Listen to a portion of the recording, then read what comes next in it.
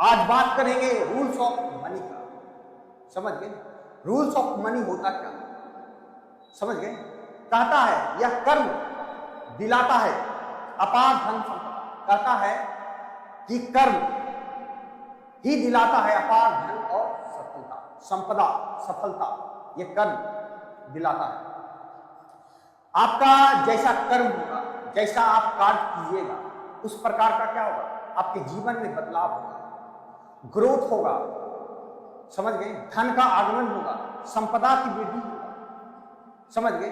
अगर आप गलत कार्य कर, उससे आप हासिल कर, किसी को झूठ बोलकर, किसी को डराकर, किसी को धमकाकर, किसी को धोखा देकर, किसी का अहित करके यदि आप धन कमा रहे हैं, तो वो क्या है, एक ना एक दिन उसका कीमत आपको चुकाना पड़ेगा। समझ गए?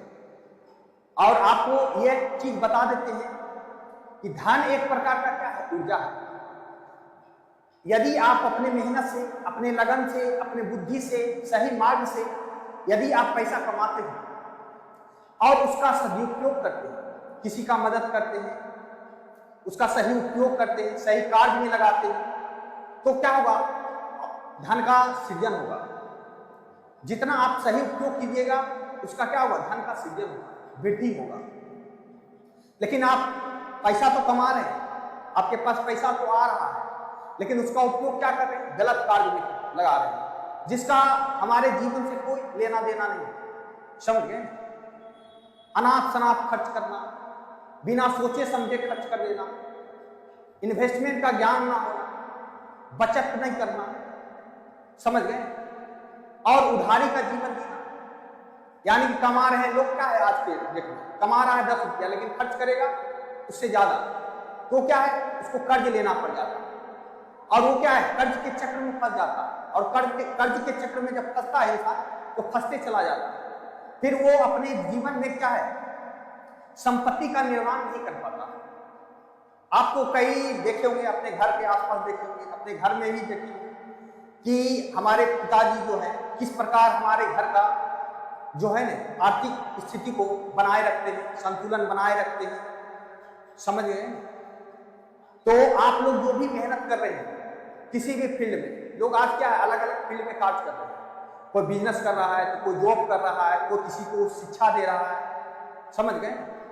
तो उससे क्या होगा, धन का अर्जन कर रहा है। आप भी मेहनत अगर कर रहे हैं, तो आप भी क्या चाहते हैं कि हमारे पास धन आए।